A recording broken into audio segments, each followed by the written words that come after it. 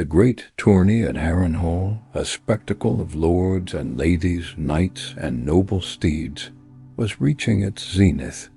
The air thrummed with excitement, anticipation, and the subtle currents of political maneuvering. But for Eddard Stark, the youngest, of the Stark siblings, the echoes of clashing steel and thundering hooves were starting to fade, replaced by a softer, more persistent melody. He had come to Harrenhal at the behest of his father, Lord Rickard, a dutiful son representing House Stark in this gathering of the great and powerful. The tourney was a stage for alliances, for displays of strength, and for whispers of ambition. Ned, however, found himself drawn to something far removed from the political machinations that swirled around him.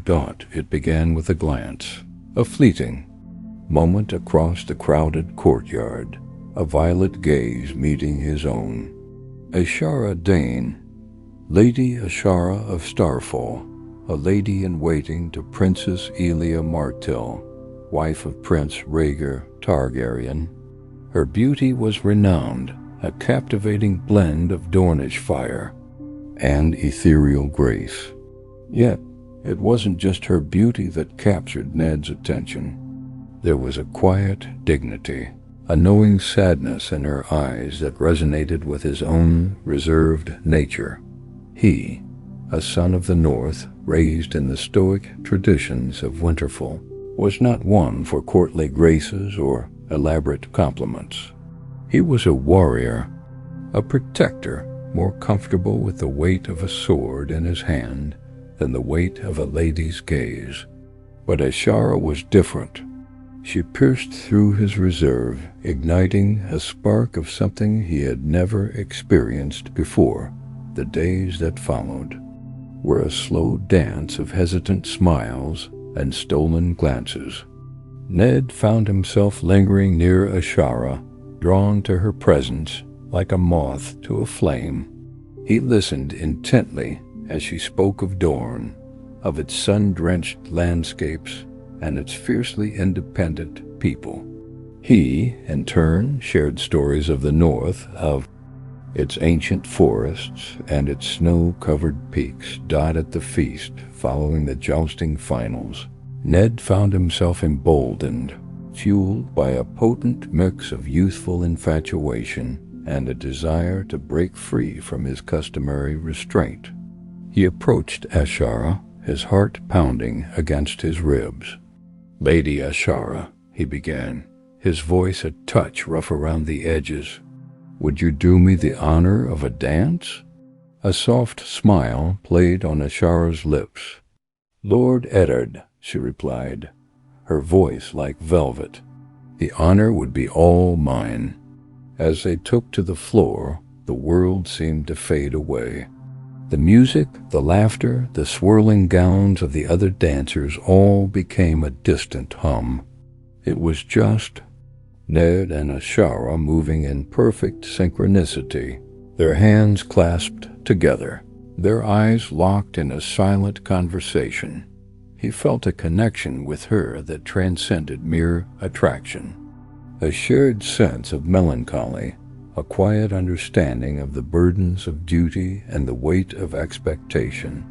He felt seen, truly seen, for the first time in his life.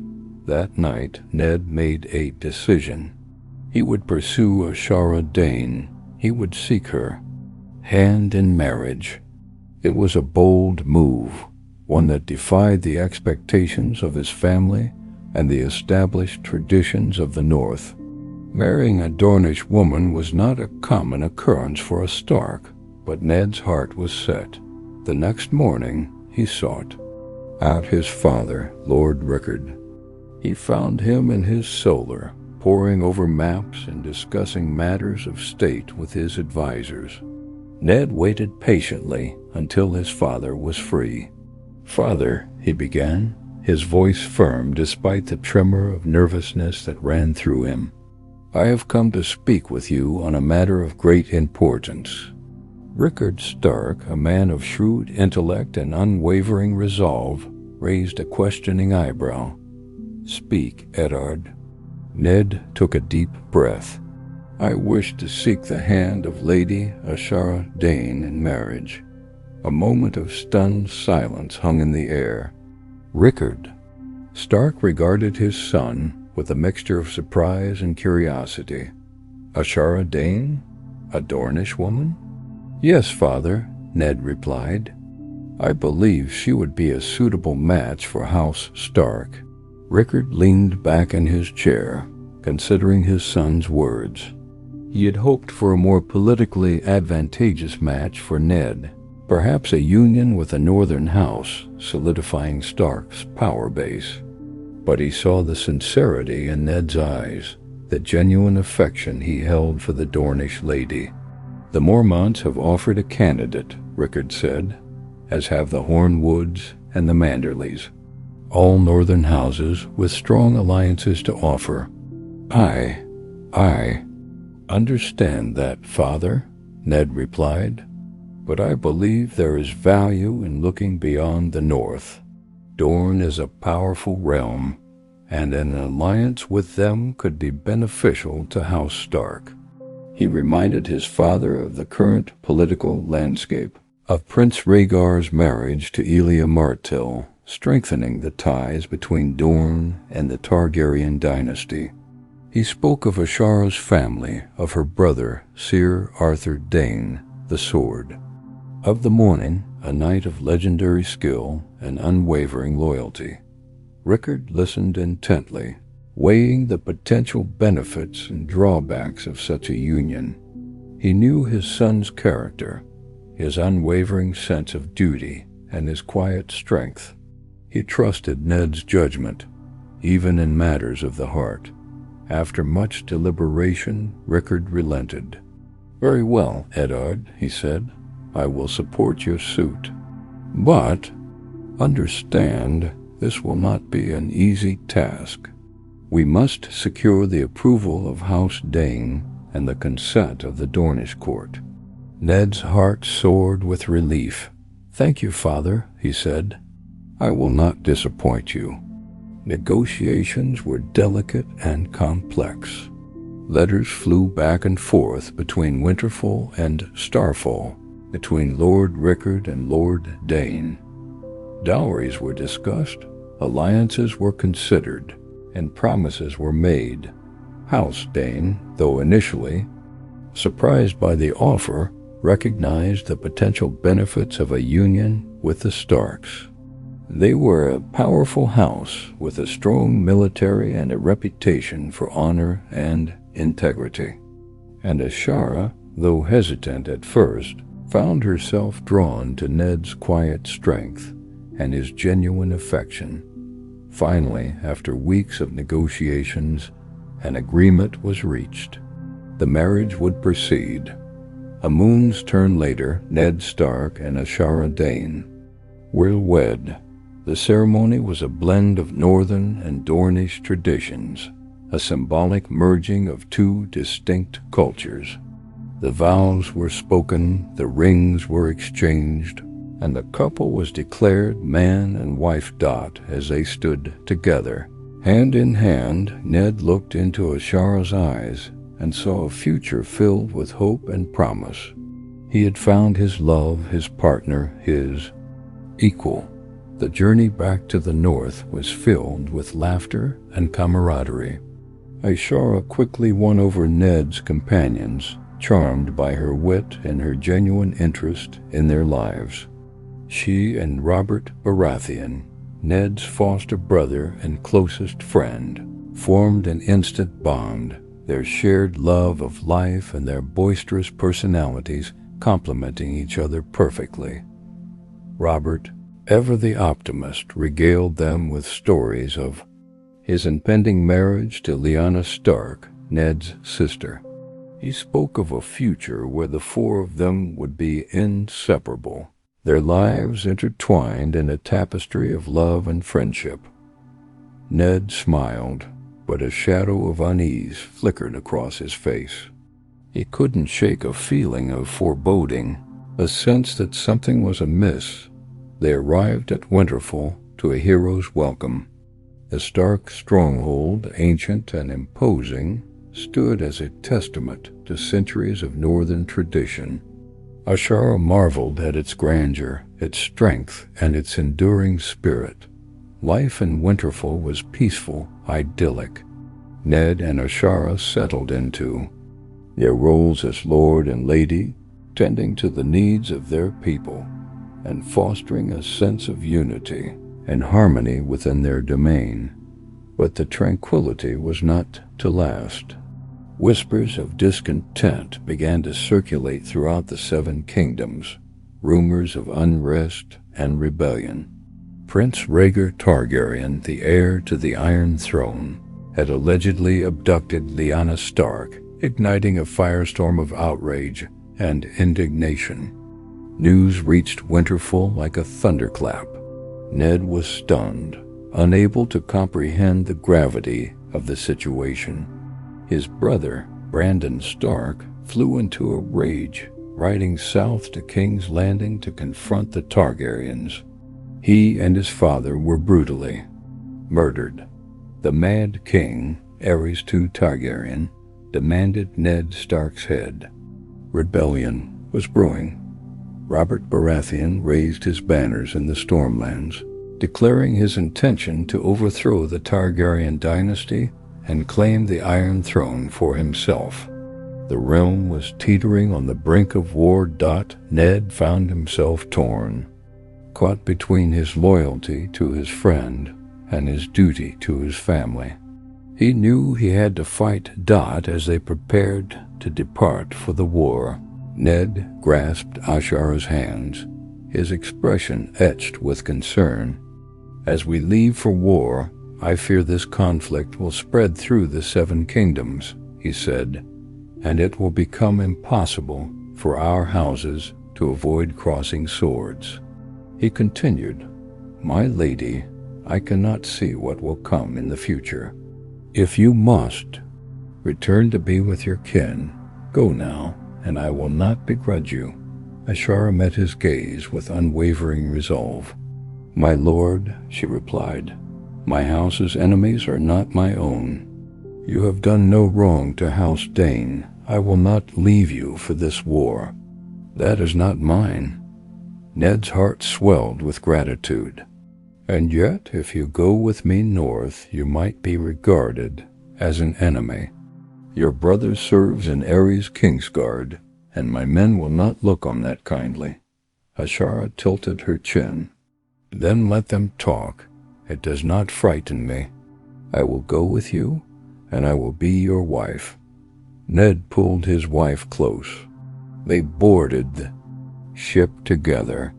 They embraced as they left the Vale, two souls bound together by love, facing an uncertain future. The seeds of rebellion were sown, and their lives would be forever changed. The seeds of rebellion are sown at Harrenhal, but the harvest is bitter indeed. As the news of Lyanna's abduction reaches Winterfell, a chilling wind sweeps through the halls, colder than any winter storm. Ned and Ashara, barely a moon's turn into their marriage, find their newfound happiness threatened by the looming conflict. War, a ravenous beast, strains the bonds of love and loyalty. Ned, torn between his duty to his family and his love for Ashara, grapples with the impossible choice before him. The blood of the Starks calls for vengeance, but the blood of the Daynes flows through his wife's veins. Her brother, Sir Arthur Dayne, the Sword of the Morning, stands as one of the most formidable knights in the Kingsguard, sworn to defend the Targaryen dynasty. A somber musical interlude begins. The weight of this division bears down on them, a heavy shroud suffocating their initial bliss. Silent dinners become the norm, punctuated only by the clinking of silverware and the unspoken anxieties hanging in the air. Sleep offers little respite, haunted by nightmares of clashing steel and divided loyalties. Ned, Ever the stoic northerner struggles to articulate his inner turmoil. Ashara, he begins one evening, his voice heavy with regret. This war, it places us on opposite sides. I cannot ask you to betray your family, your king. Ashara, her violet eyes filled with a mixture of love and sorrow, reaches for his hand. And I, Ned, cannot ask you to abandon your honor, your sister. This conflict, it is not of our making, yet we are caught in its cruel grip. The rebellion ignites a wildfire consuming the 7 kingdoms. Robert Baratheon raises his banner, calling for justice and vengeance. Ned, bound by duty and friendship, answers the call, leaving Ashara behind in the relative safety of Winterfell. Footage of armies clashing, flames engulfing landscapes, and the chaos of war is shown. The war years are long and arduous, filled with hardship and loss. Ned, a skilled commander but a reluctant warrior, witnesses the horrors of battle firsthand. He fights with grim determination, driven by the need to avenge his father and brother, and to protect his sister. But the war takes its toll, hardening his heart and leaving scars that may never fully heal. Letters, infrequent and carefully worded, become their only lifeline. Ned writes of battles won and lost, of fallen comrades, and strategic maneuvers. Ashara responds with news of the North, of the changing seasons and the well-being of Winterfell, but both omit the deepest fears and anxieties that plague there. Waking hours dot the Battle of the Trident marks a turning point in the war.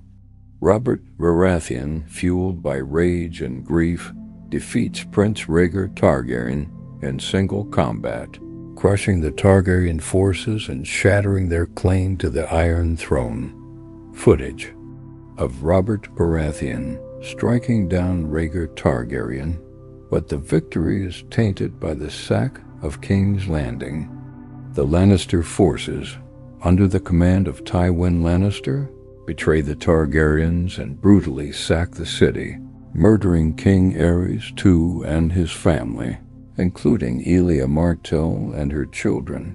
Ned arrives at King's Landing to find a scene of unimaginable horror. The atrocities committed by the Lannisters fill him with disgust and disillusionment.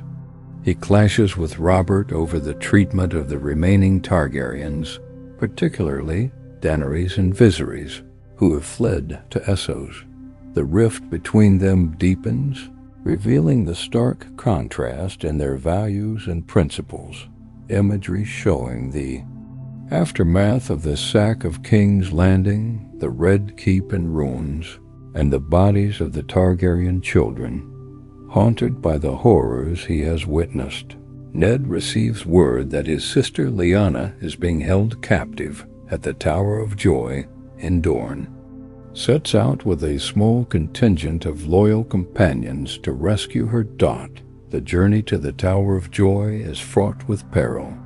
The Dornish landscape is unforgiving, and the threat of Targaryen loyalists lingers in the shadows. But Ned presses on, driven by the hope of finding his sister alive. Footage depicting a desolate landscape with a single imposing tower rising above the horizon. Upon reaching the Tower of Joy, Ned and his companions are confronted by 3 members of the Kingsguard, including Sir Arthur Dayne, the Sword of the Morning. A tense standoff ensues, a clash of loyalties and honor. Lord Stark Arthur Dayne greets him, his voice calm but firm. "I looked for you on the Trident." "We weren't there," Ned replies, his hand resting on the hilt of his sword. Rhaegar wanted. "Use here. The Mad King is dead. Rhaegar lies beneath the ground. Why weren't you there to protect your prince?" Our prince wanted us here. He charged us to guard this place. Where is my sister? Ned demands, his patience wearing thin. She is resting, Arthur replies cryptically. The war is over, Arthur. Let her go. I do not wish to stain your blood on the earth, no more than you wish to spill mine. For Ashara's sake, do not make me do this. Ned pleads, his voice laced with desperation. I am sorry, my lord, but I have no choice. What is so important that requires you to go to these lengths to abandon your prince? The future. Another of the Kingsguard chimes in. We know what your friend, the usurper, will do if he discovers this. We cannot let him snuff it out to soothe his bloodlust. Ned's gaze darkens. Realization dawns on him as he begins to understand the true significance of the Kingsguard's presence at the Tower of Joy. He understands now why they abandoned the war. His mind flashes to King's Landing and the corpses upon the Iron Throne, to the reports of how they are besieging Dragonstone. You distrust Robert, Ned says, his voice barely a whisper, but I am not him. Whatever you have in there, let me help. You? And why would the usurper's pet wolf help us? Why should we trust you? Another guard challenges. I am not asking you to trust me. I am asking you to trust Lady Ashara and know that she would never wed a man who is capable of doing what you think I am. After a moment that stretches into an eternity, Arthur nods. Do as he says, Arthur. Surely you do not believe this. A Kingsguard replies, I do. I trust my sister. She is no fool, and neither am I. Do as he says. Reluctantly, Arthur orders his companions to lower their weapons, allowing Ned to pass. Footage depicting a tense sword fight, followed by Ned entering the Tower of Joy. Inside the tower, Ned finds Lyanna weak and feverish, lying in a pool of blood. She has just given birth. Ned, she whispers, her voice barely audible, you have to protect him. Who, Lyanna? Protect who? Ned asks, his heart pounding in his chest. Promise me, Ned, she pleads, her eyes filled with desperation.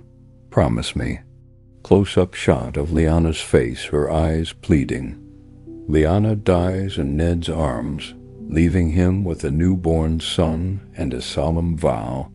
The weight of his promise crushes him, threatening to shatter his already fragile state of mind.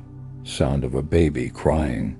Ned emerges from the Tower of Joy, carrying the newborn babe.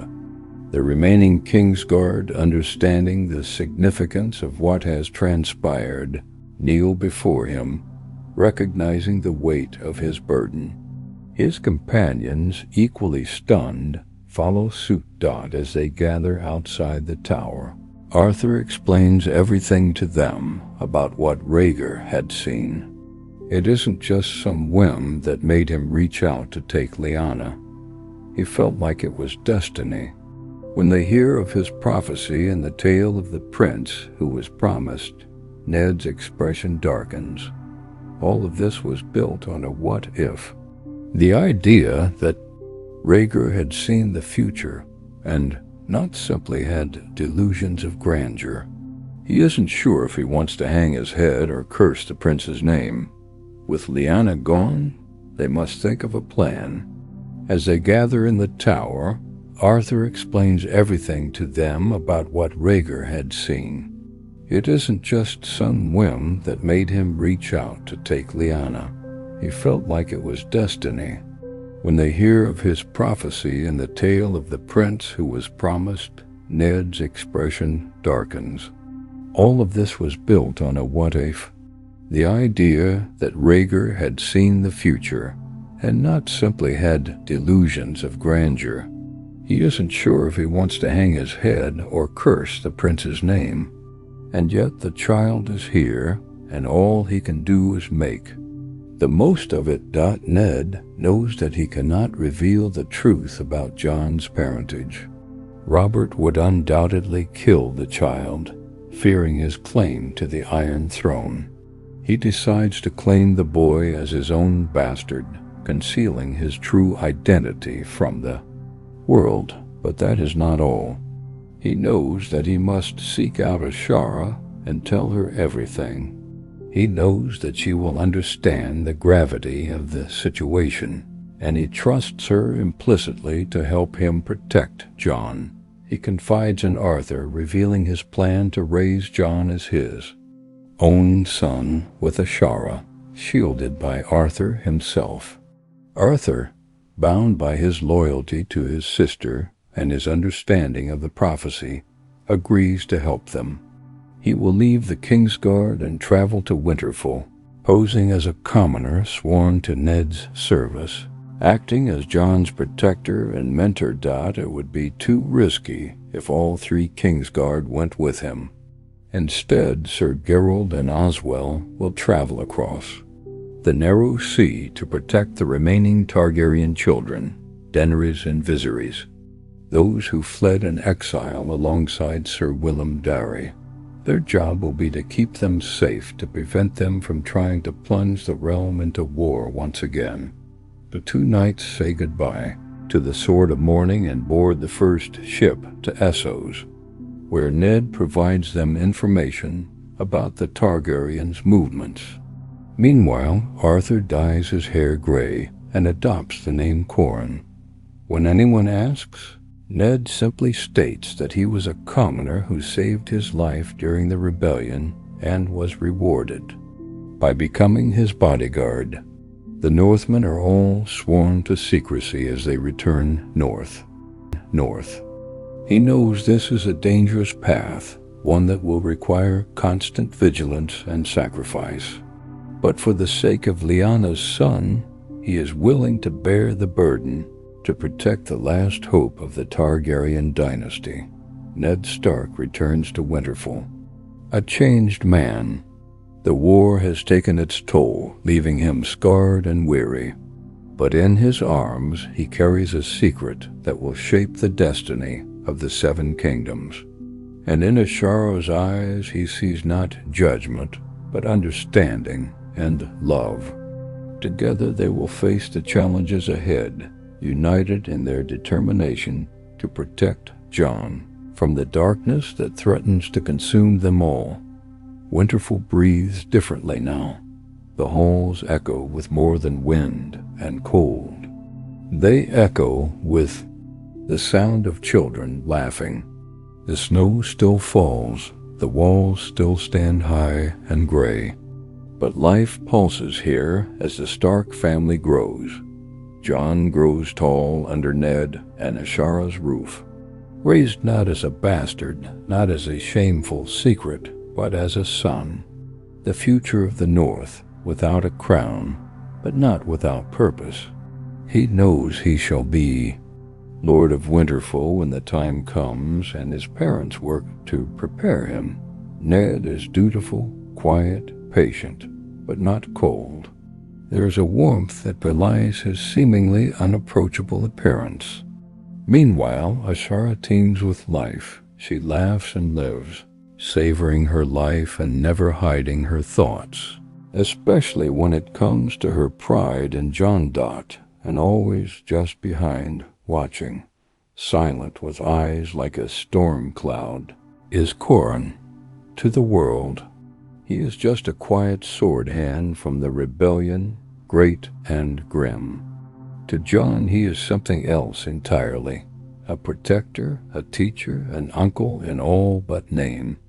The man trains Jon in the courtyard when the snow is too thick for the others, walking through sword forms passed down from the dawn of days.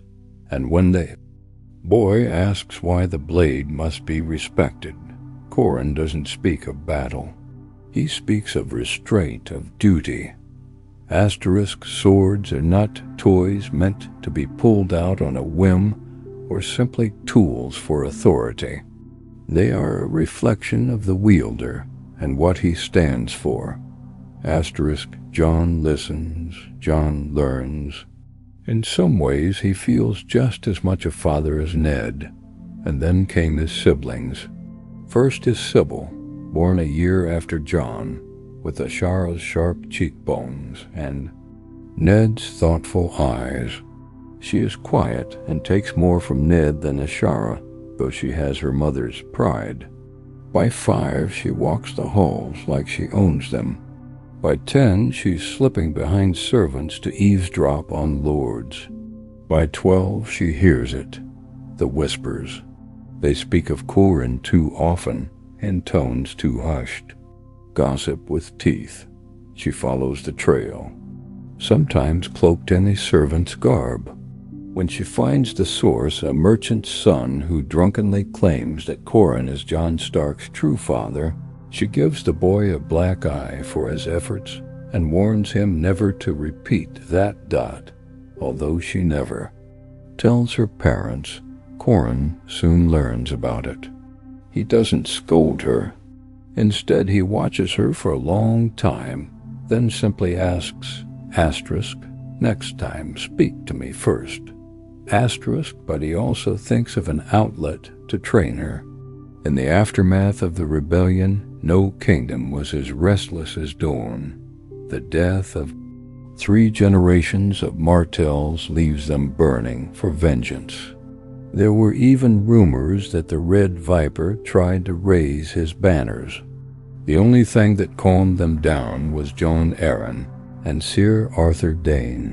While the Starks raise their children, he travels to Sunspear in secret and meets with the Martells.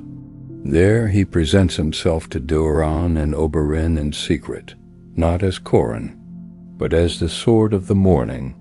He comes to beg forgiveness for failing to protect their sister, but also to tell them about Ned. Plans are told in the dead of night, and promises are made.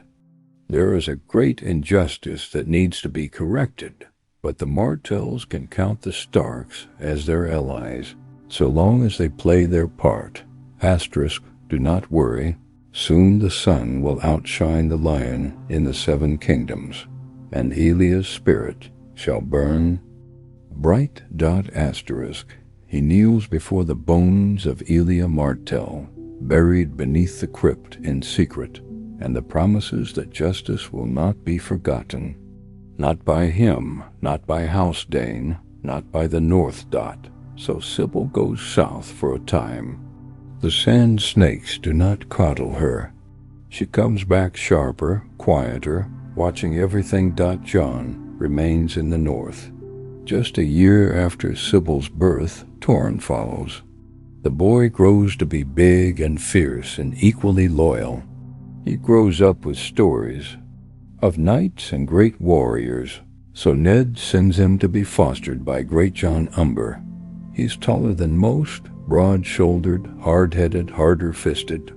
Where Jon is measured, Torrhen is flame. He chafes at caution, charges into sparring matches, like their battles, and earns more bruises than victories. But he never stops fighting, and he never forgets who taught him loyalty. He serves as Jon's squire, loyal and fierce. Far across the sea, another household grows, different but not broken. The Targaryens settle near Braavos in a simple villa, high-walled and shaded, protected by coin and King's Guard steel. It is not grand, but it is safe. Sir Garald Hightower teaches them the histories.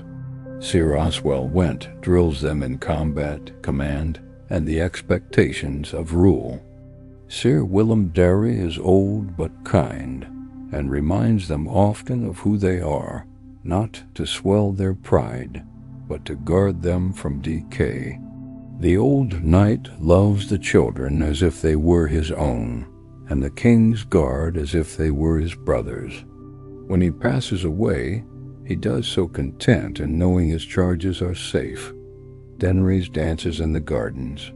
She has tutors, friends, and freedom. Viserys, however, broods. He is treated well, fed, clothed, educated in the ways of statecraft. But he never forgets that he is a prince without a crown, a king without a court. He stares often at the stars, above the villa whispering the names of dragons. Sir Geralt notes that he shows promise in command and combat. He's no fool, but he also carries the weight of his demons. He is impatient, eager to at last take the lands lost to him. Every night, Geralt watches as the prince holds his mother's crown close, the last heirloom of their family. He keeps it close to his chest as if it were a child's toy, muttering promises to it. One day I will at last be able to wear you with pride. I will be worthy, and the realm shall know it. Meanwhile, the realm that the Targaryens leave behind is quiet, happy. To forget about their rule, if it means putting the war behind them. Robert's reign is one largely of peace. The war soon fades into distant memories as the long summer stretches on and on. This wealth is thanks largely to Jon Arryn, who rules in the king's name. But while it appears perfect on the surface, something is festering beneath. A corruption. As in this quiet comes complacency and ambition, with many lords looking to further enhance their station. The court becomes a hotbed of ambition, with the Lannisters being one of the most ambitious houses. They seek not just to marry into the royal family, but to rule in their own right. This ambition catches the attention of Jon Arryn, who looks into the activity and soon discovers a terrible secret about the parentage of the royal children. And yet, before he can look further into it, he mysteriously falls ill and dies. Robert wastes no time in searching for his successor and recruits Ned Stark for the task. It is a difficult decision, as Jon has just turned 15, but he knows his friend needs him, and consults with his family. To go south now would mean to leave Jon behind. It would mean leaving you all behind. And yet it is your duty. I have known this all my life. It was one of the things that drew me to you, and yet it still hurts me to picture it, to be away from you all. It is not forever. Once things quiet down there, I may take the trip south, and then perhaps Jon and Torrhen. You do not need to worry about us. Father, you've taught us well. Jon will keep Winterfell up and running, and I'll keep that pretty head of his on his shoulders. All right then, I'm trusting both of you. I hear that Cibil is already making the journey to the capital. She says something about not wanting to miss any of the good gossip. All right then, it seems I will not be entirely alone. Corin, I can trust you to keep my family safe. Haven't I always, my lord? The two men trade a smile, and Ned journeys south. When he arrives, he finds his daughter waiting for him. The woman who greets Ned looks almost unrecognizable. She dresses in the robes of the Veil of Dawn, and her skin is now tanned from years under the sun, and she moves with a dancer's grace. But on her shoulder is the clasp of the direwolf, a parting gift Ned had given her all those years ago. The two share an embrace, and Cibil slips back into being Ned's daughter. But while Ned might be hand, he soon learns just how out of depth he is. The court proves to be a place of pitfalls, with vipers waiting to devour anyone who falls in. Ned tries to navigate it as best he can, but every step calls for him to give up his honor. to abandon what he believes in and instead fight them on their level. It is something he cannot do. This leads him to increasingly rely on his daughter. In contrast to him, Cibil is far more accustomed to the trappings of court.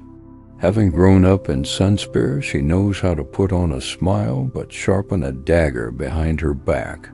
She listens to Varys and begins gathering her own network of spies.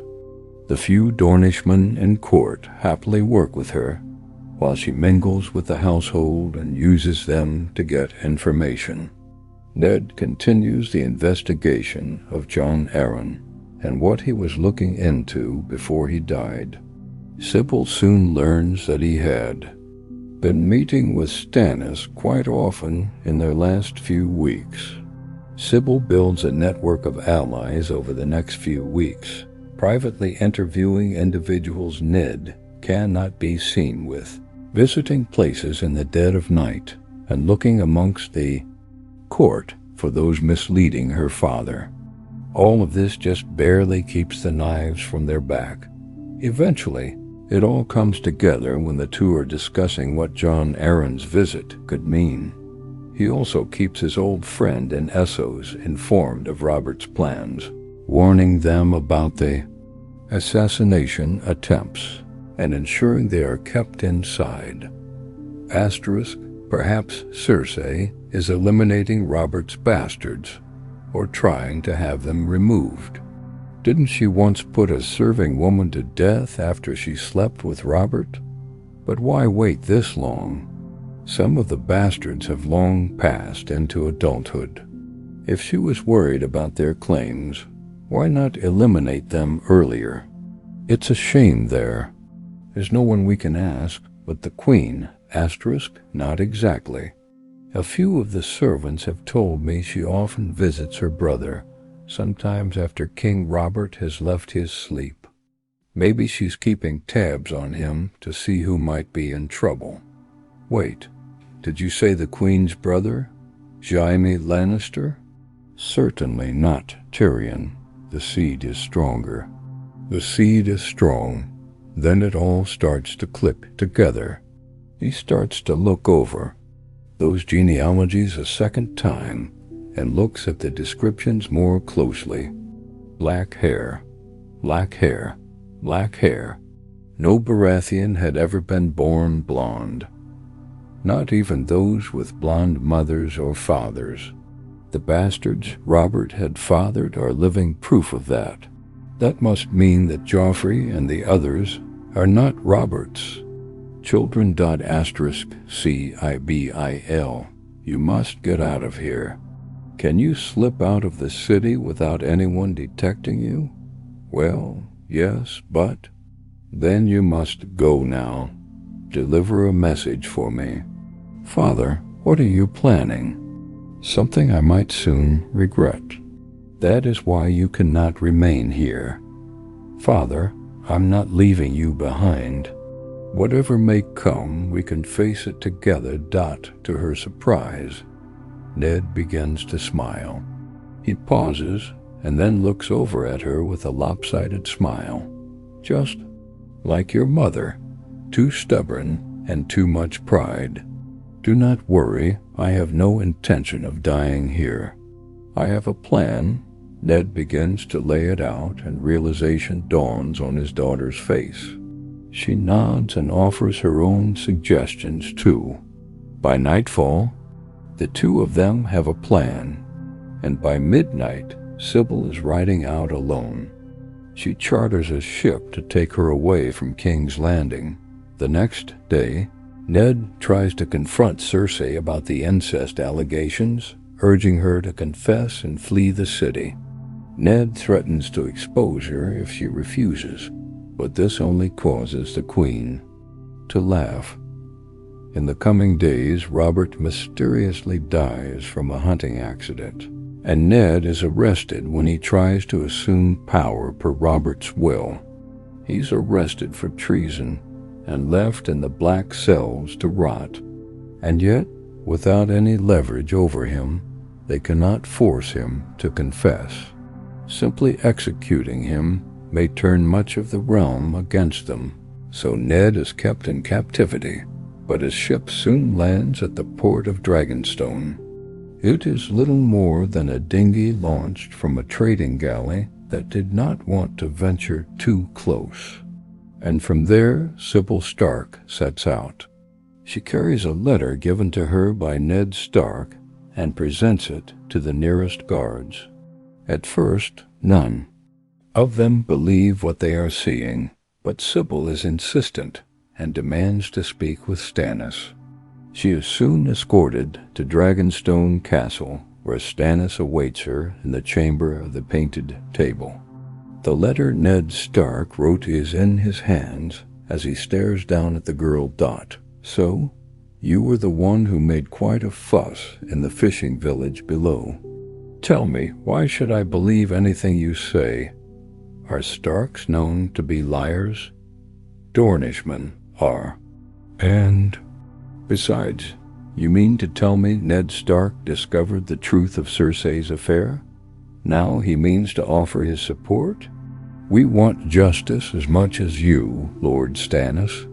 If you march, you can count on us among your blades. But my father has matters he wishes to speak to you. Then why does he not go to Renly? Because he knows you are a man of your word, just like him, and honest to a fault. And if I agree, you will call the North to war? Not just the North, Dawn will rise as well.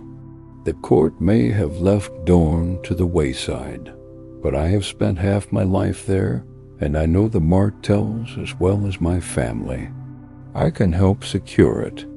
For you, it is a rather tempting offer. What is it you require to make this happen? Nothing but the ship and a raven. Soon enough, a raven is sent out to Winterfell, followed by the speediest ship in Stannis' fleet. Altogether, it takes a week for Winterfell to retrieve that message, a fortnight for Corran to reach White Harbor, and a month for him to land at Dragonstone. All that time, Ned languishes in prison, kept alive until Cersei believes he is broken. But as that happens, Jon calls the North's banners and begins to march down the neck. Cersei also calls her father and urges him to join them. Tywin soon raises his banners, marshalling some 25,000 men, but also sends word to the Riverlands. He suggests a potential match between Ser Edmure and Queen Cersei, as well as a few lesser Lannisters to their bannermen like the Freys and Blackwoods. Some of those houses provide men for the North, while others simply focus on blocking the road to King's Landing from the neck. The twins are closed off, and other lords are tasked with guarding that passage, as Tywin is allowed freedom to march to King's Landing. At the same time, the capital hurriedly tries to prepare for potential battles. Food is stockpiled as best it can. The city watch has tripled in size, and weapons are purchased. Yet, they also hear strange reports from Stannis. His ships continue to blockade the Blackwater Bay, but others are said to be moving south. Some believe it might be to secure Storm's End, but some rumor has them going even further. With all this activity, no one notices a small boat making its way into the Red Keep, dropping off two figures who are dressed like servants. Neither one says anything as they blend into the Red Keep's household. The only one who notices something is Ned Stark when he finds a note slipped under his door that reads, "Dawn is upon us." The next day, Ned Stark says he wishes to confess his crimes. The Great Hall is restless. Cersei Lannister smiles like a lioness, circling her prey, seated beside the boy king. Joffrey drums his fingers on the armrest, eager to see heads roll. The lords of the court murmur with anticipation, and then Ned Stark stands, I wish to confess, but first I demand a trial by combat. You think that will save you, traitor? Very well. The crown names Sir Jaime Lannister as its champion. The king's lair rises, his golden armor gleaming like freshly minted coin. He smiles, already imagining the fight to come. But before he can move, another voice echoes across the hall. I will. Stand for Lord Stark. All eyes turn. A man steps forward from the back of the court, gray-haired, dressed like a manservant, cloaked in coarse wool, but upright, proud. Something is unsettling in his calm, like a storm that hasn't broken. Snorts of laughter rise from the crowd. A hedge knight cackles. Only Sir Barristan Selmy and Jaime do not laugh. He leans forward, eyes narrowing at the man as they both sense something unnatural about him, something familiar. They realize it a moment before the man unfastens the rag around his back and reveals a long sword-sheathed blade. The laughter fades. Arthur Dayne draws Dawn, and the whole falls to silence. Not just the sword. It's the way he stands, balanced, deliberate, the echo of something from another age. The sword of the morning. Impossible. He is a ghost. I am no shade. Have no fear there, good people. But because of that, I am fit to serve as champion. However, I will not raise steel against a knight of the King's Guard, if it can be prevented. Sir Jaime, I offer you the chance to yield now. You know I can't do that. You serve a king, that's a first. Very well, then. He offers Dawn to Sir Barristan, hilt first. In his place, he accepts the old knight's plain, long sword. You know what that sword means to me? Keep it safe. Barristan accepts Dawn with reverence, and Arthur turns back toward Jaime. I want this to be interesting. A flush rises on Jaime's cheeks. He knows the meaning of this gesture, an act of chivalry, but also an insult to him. He says nothing, only draws steel. They circle. Arthur moves lightly on the balls of his feet, his blade held low and steady. Jaime opens aggressively, a quick strike towards the shoulder, but Arthur deflects it with ease, and then counters with a sweeping cut. Jaime steps back from the attack and blocks the next. Sir Arthur is on him in an instant, swift as a shadow cat. It seems his skills have not. Rusted as steel rings across the red keep, most can barely even keep track of the movements. The king's lair is certainly among them, as his blocks become clumsier and more desperate. He tries to hold these attacks at bay and occasionally lashes out. Yet he might as well be fighting against a storm. There is no waste in the way the sword of the morning moves. Every turn of the wrist, every step, is measured and fluid. Jaime presses harder. Combinations faster now, stabs, slashes, overhands, but he can't find a gap. Arthur parries with effortless grace, like he's reading Jaime's thoughts before he acts, and then he counterattacks. A sharp strike to the side. Jaime blocks it, but just barely. The force of it drives him half a step back. Thinking quickly, Jaime backhands Sir Arthur and sends him stumbling. The blow knocks him aside, and the knight counters with a quick thrust that strikes Sir Arthur's unarmored side. However, the wound is shallow, and he smiles. You've gotten better. The two come at each other again. Another flurry, and this time the gap becomes more apparent. Jaime's rhythm is off. His blade feels heavy. His arms tense too soon. Arthur's calm unnerves him more than the swordplay. The sword of the morning does not grin, does not taunt, does not flinch. He fights with the silence of a man who's already seen how the fight ends. He moves to disengage, but Arthur redirects the angle, slides under his guard, and suddenly Jaime's blade is spinning from his hand. It clatters to the floor. He stumbles back, breath ragged, and Arthur steps in close, sword resting lightly at the hollow of Jaime's throat. Yield. Jaime closes his eyes. I yield. The throne room is silent. Barristan Selmy steps forward, holding Dawn reverently. Cersei is frozen. Joffrey looks from face to face, confused.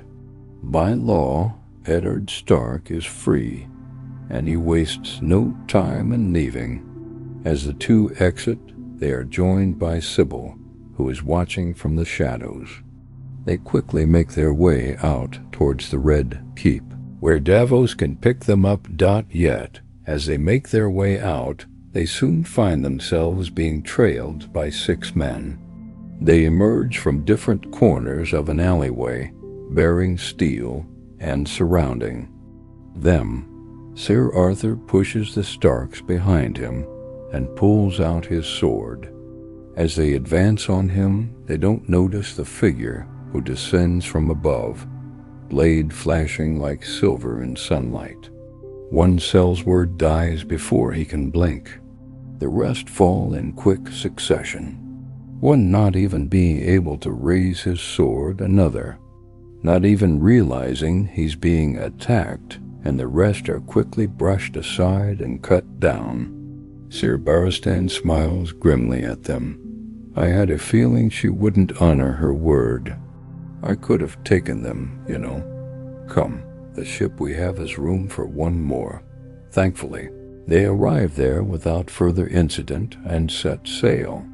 Dragonstone is bleak and wind-bitten, its towers scraping at storm clouds.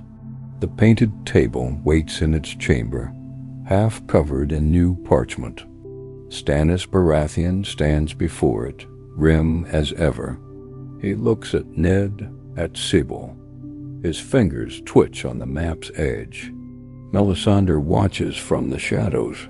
Ned tells the story, the Tower of Joy, the Kingsguard who stayed, the baby that was born to Lyanna, the years of silence, the heirs raised in exile, the blood debts left unpaid, the prince that was promised, not born of lust, but of duty.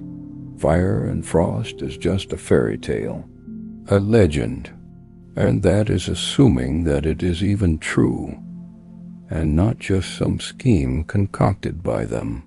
Girl, you said that you were here to help me. I said we were here to help you get justice. Stannis listens hard and quiet. This is no lie. I sense it in the flames. What they say about this boy, I believe it to be true. A boy Targaryen hidden right under our noses this whole time.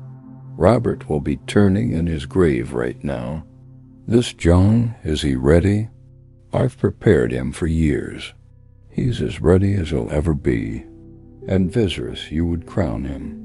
No, but I would restore him. He deserves peace. The realm deserves truth. You of all people understand that. You ask for our support because it was your right by law. Well, now, another has such a claim. What do you say? We understand this is a difficult position to put you in, so we also offer you the office as Hand of the King, and a chance to marry into the Targaryens. Stannis thinks for a long moment. Then let us bring this storm to them. The black waters around Braavos are calm as the warship glides through the lagoon. The Titan looms overhead, cold and silent. Stannis Baratheon stands at the prow, unmoved by the salt wind. Beside him, Ned Stark watches the city rise like a mirage of domes and shadows. The ship bears 3 banners, the crowned stag, the dire wolf, and the falling star of House Dayne. Word spreads fast in the free city. By the time they disembark, the Targaryens and the exiled Kingsguard are waiting. Sir Geralt Hightower greets them first, still broad-shouldered and commanding, despite the gray in his beard. Sir Oswell Went is more cautious, his eyes flickering, from face to face like a duelist assessing openings. And yet, when they see Sir Arthur and Sir Barristan, they greet them as old friends. Inside their mansion are Viserys and Daenerys Targaryen. As introductions pass and formalities are set aside, they fall inside the house. They share their stories and hear the plan. Stannis has agreed to back them, and so have the North and Dorne. They land in the Crown Lands and take King's Landing. There they agree to crown Jon as king. I am the rightful king, not a boy raised by wolves and lies. I was named heir by my father. Your father was mad when he did it. Besides, Jon is the legal heir. He is Rhaegar's son. Your Grace, I understand this is hard, but we all have suffered, and we cannot let division get in the way now. Suffered? You were not the ones forced to leave your home, fearful of stepping out from these walls. You all speak of prophecy, of peace, of unity, but no one speaks of justice. I lived in exile while he was pampered by lords and tutored by swords. And yet somehow you got your education too. Or was I mistaken about all the lessons I remember teaching you?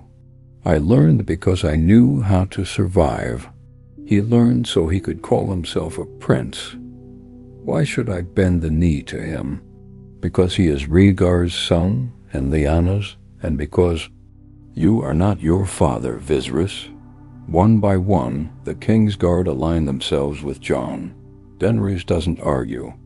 She simply places a hand on her brother's shoulder, but her touch does little to soothe him.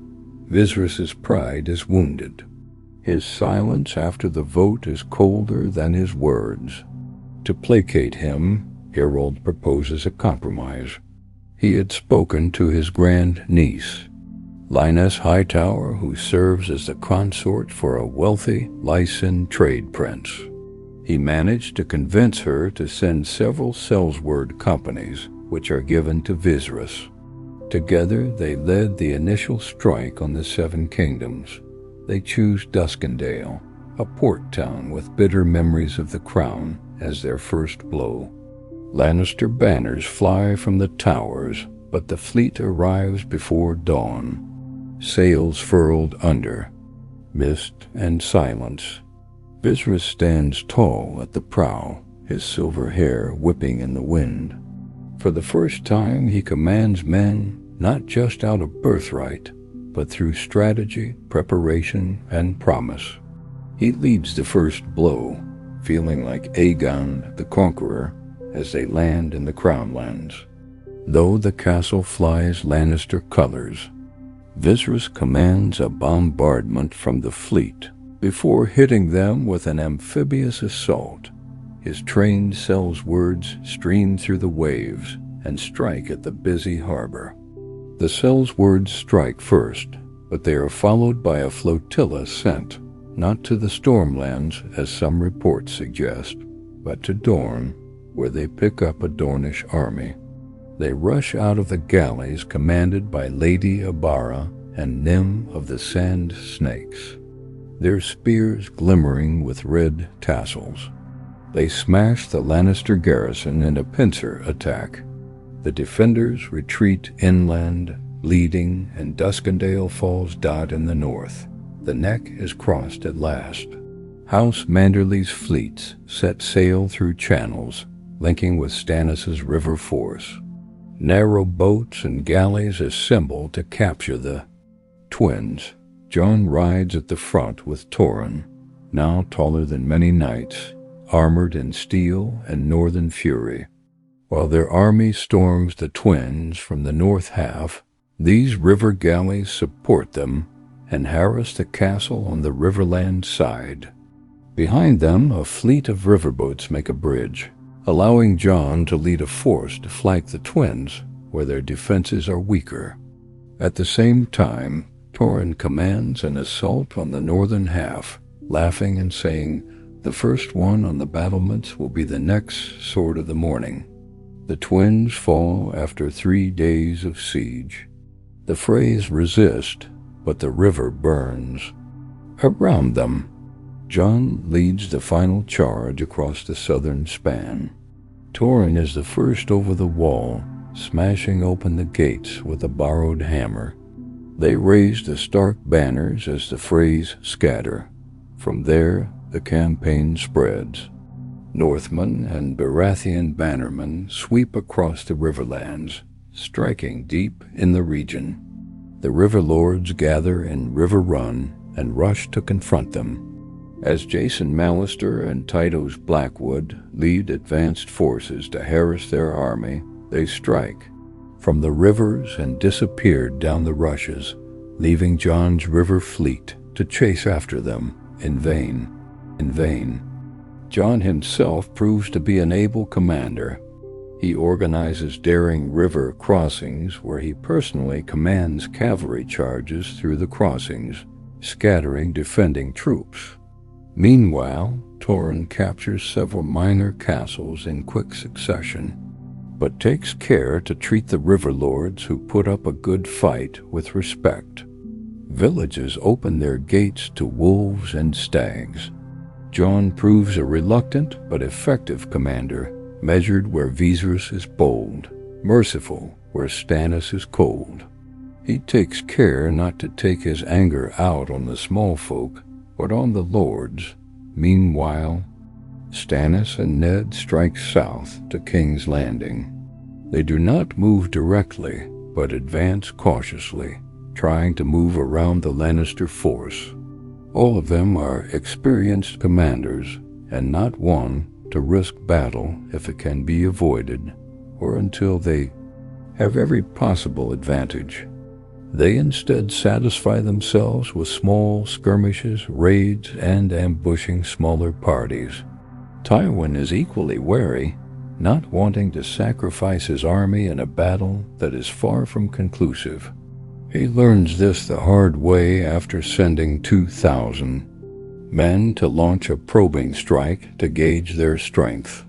There they run into the secret weapon of the Targaryen army.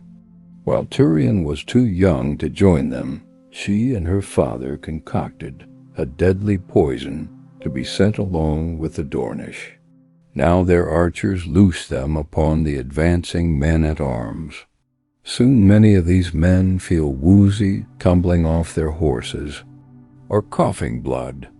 This blunts their charge and allows the army to crush them. After that, Tywin remains wary of risking battle. Renly and the Reach remains still.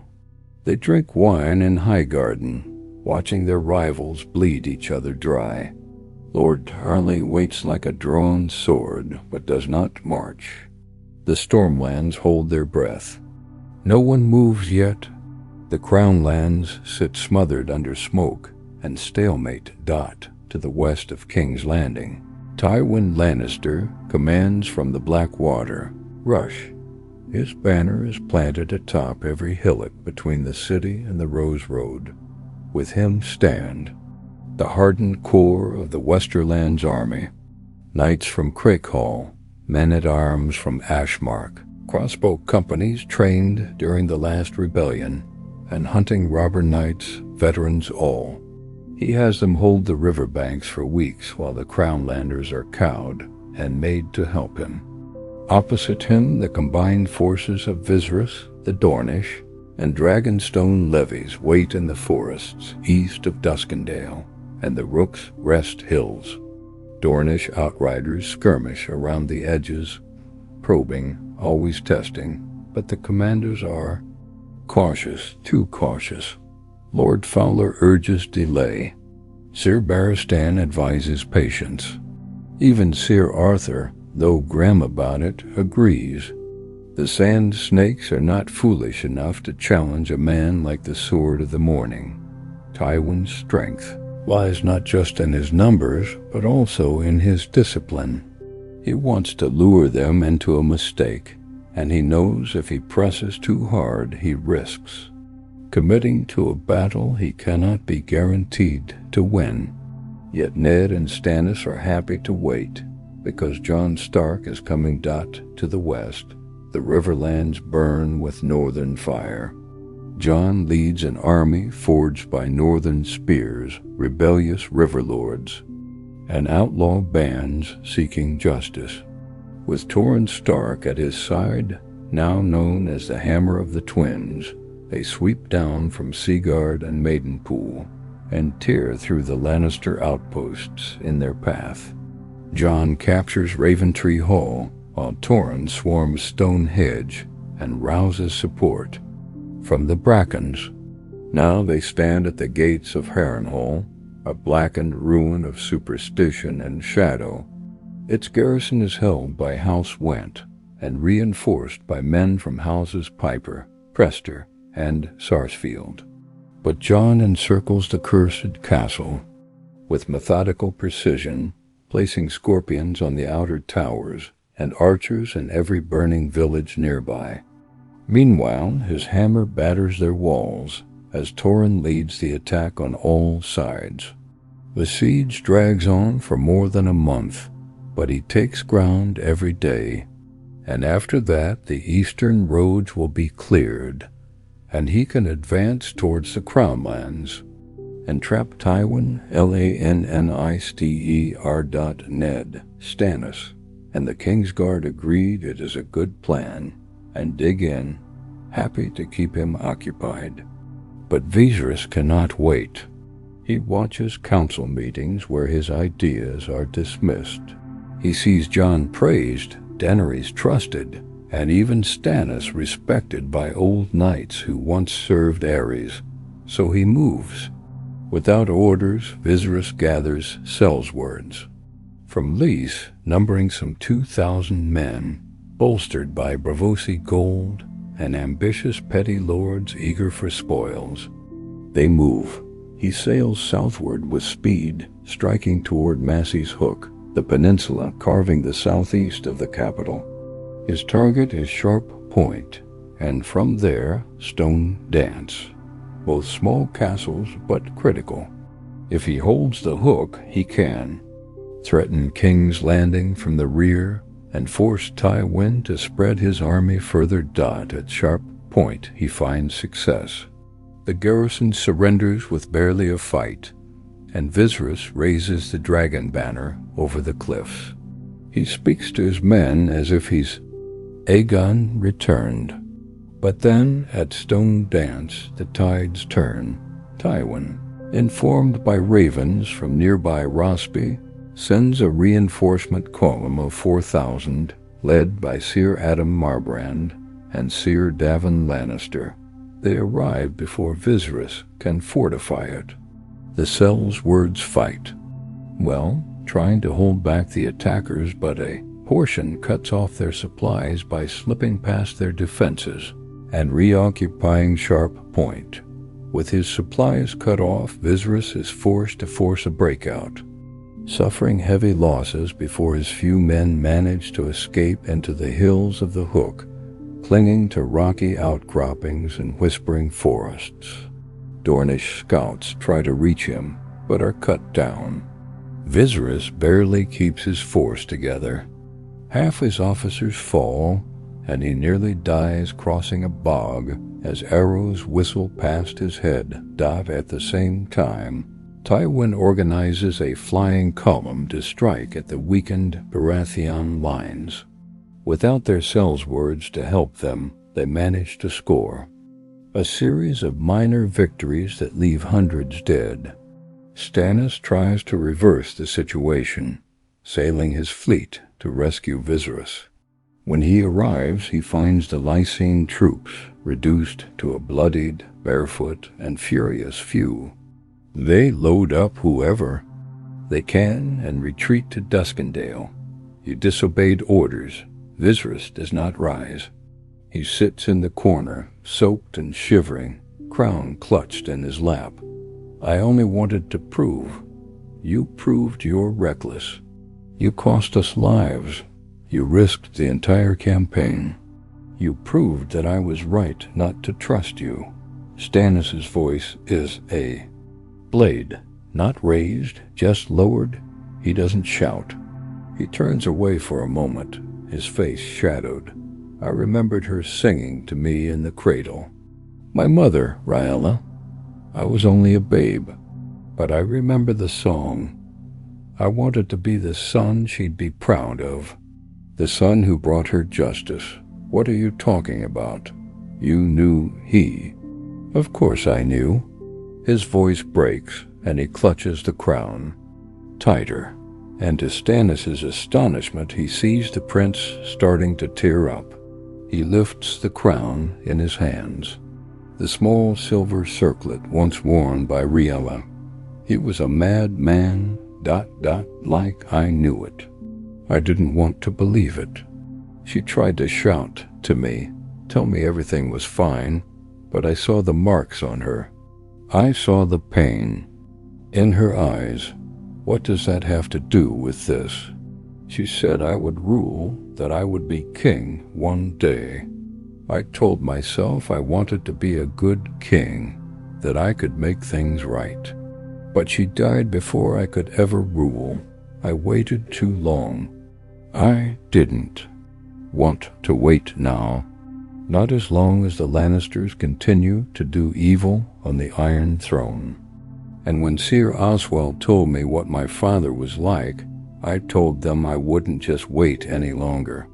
I don't want to be the mad king. I just want to do something that matters. Silence. Is that why you keep that crown? Yes, I had to give up my crown as well to support your family's claim.